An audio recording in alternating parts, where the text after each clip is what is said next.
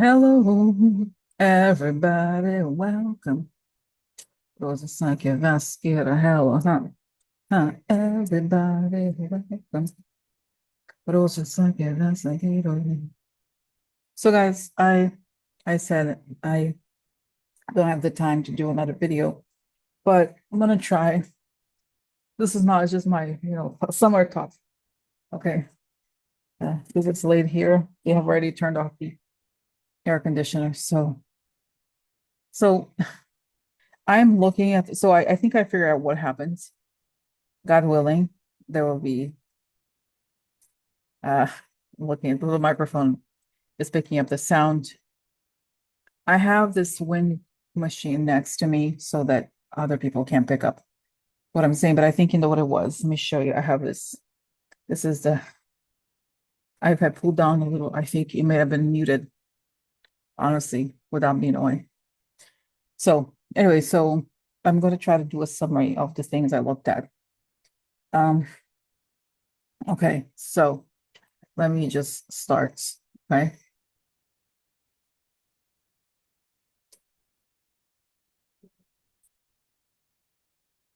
Okay.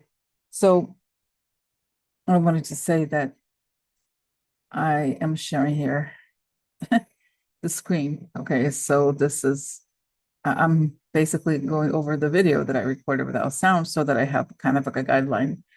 And I am reminded of the things I talked about. So I talked about the incident that happened today and where Senator Padilla was taken down by the DHS security people when he was asking a question to asking Christian Noem a question. So then I saw what I saw was that he and I had mentioned actually I rarely watch videos of other people, usually only the OG people, because when I first started, it was just very few people on YouTube. It was Psychic Violator and Kristen Langston. That's it.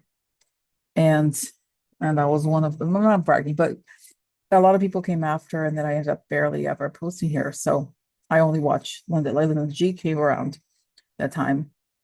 So I watched her today.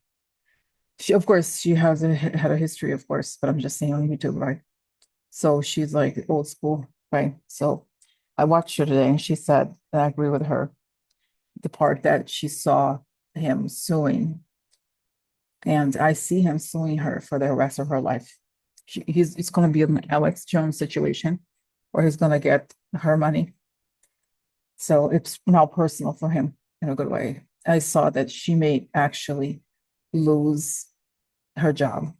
And the thing that I remarked earlier is that it's so strange because everything looked like it was in the past, even though it wasn't. Okay. Okay. All right. So the other thing, so this is going to be really short because I'm just going to give you the summary of the lost video. So what's interesting, guys, and maybe this is, I wonder why it didn't go through. I had talked about Iran, and I think Bibi would attack, but it will go badly for him.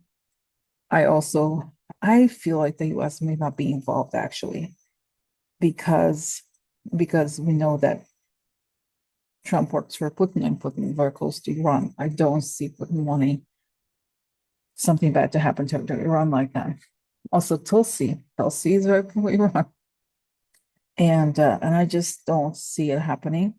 Okay, of course, these people are so destructive; they would want some sort of world war like that. But I think anybody who thinks that it's easy to deal with Iran, it's not. These people have dealt with, it's sort of like Vietnam. They have dealt with wars for centuries. Warrior people, they have dealt with wars, invasions, and have survived everything, with or without, well, honestly, before and after religion. So, and it's a large country with difficult territory, I don't think. So let's ask like this. So is there what's going to happen next? I see what no, I see because so what Bibi did is that he attacked Iran because he's in danger. You guys probably know this, right? You may not know this, but he's in danger of being kicked out of the government, because it's a parliamentary system where he needs a coalition in order to remain in government. And I think he's very, very, very unpopular right now, and has been for a long time, but he's a very gifted scheming politician. So he knows, and this was, of course, something he did to keep himself in power, because the thing with Bibi right now in Israel is that, and I know it may sound crazy to you guys, maybe not, but he doesn't want to free the Israeli hostages, because he knows that once he does that, there's no more reason, no more logical reason for this war to continue. So he doesn't want to free them. And this has made him extremely unpopular. So he's doing this to distract and make sure, because there was going to be a vote yesterday, and he's done a few things that these people again have backtracked, but I still see that in 7 to 10 days it could be gone, because they're going to vote on this thing again. So he's creating another war so he can stay in power. This is all about power. It's crazy. So he will be removed, because it's that enough is enough. And I did see that something really bad could happen to the Israeli Air Force. An airplane could be shot down, something like that. It's just very tragic and terrible. So I don't think it's going to go on much longer, but we'll see. Okay. So that's it. Yeah. It's like these guys, these dictators like Trump and this guy. It's very upsetting, because they put our lives at risk. They're just constantly distracting with death. That's the thing. But that's what I get. Okay. That's what I get. Now, I also then talked about, what was the other thing? Let's see here. We'll just go forward. Okay, so. Okay, now Elon Musk. So when I talked about Elon Musk and the criticisms of Trump, I saw that that it's temporary, that he had these business people that invested in his companies were pushing him to do this, because they know if he doesn't do something like this, his contracts, like, they understand how much harm Trump could cause to their investments. So they somehow convinced Elon to go back with Trump. And also, I see the Russians also wanted him to do that. But the thing is, I saw that he feels like there's this shackled. And he's like, oh, why can't I just do what I want? And at some point, he gets angry again, because, Elon, he's like, in a way, he's like Trump. He doesn't forgive easily. So what I think will happen is that he will end up, sorry, I'm looking for something to remove the shininess. Where's my thing that used to be here? Okay, still here. All right. So I see that he does this very temporarily, and then he just loses his patience and he attacks back. Okay. The meaning he's gonna, I think this is very short terms. In a few days, I think he may come back, because he's not treated the way that he thought he should be treated. So it doesn't last, basically. That's what I got. Okay. So let's see. Now, I also talked about Orban.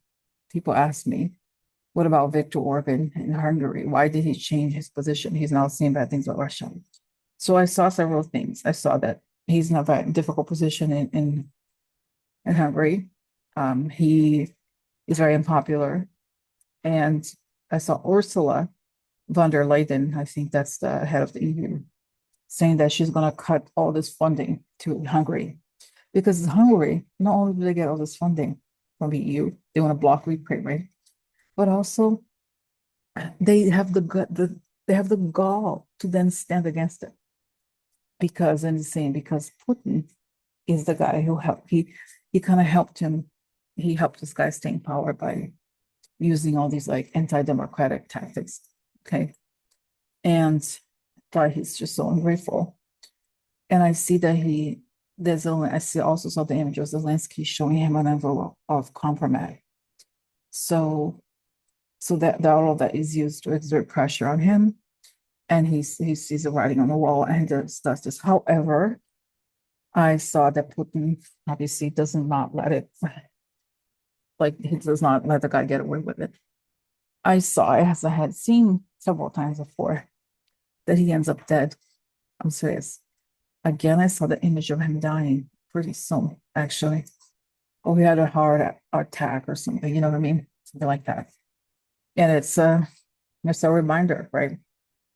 That Putin is not playing. I feel like he could die before Putin does. So that's what I get. And once they lose Hungary, all Hitler, because he dies, and then I think there will be a pro EU candidate.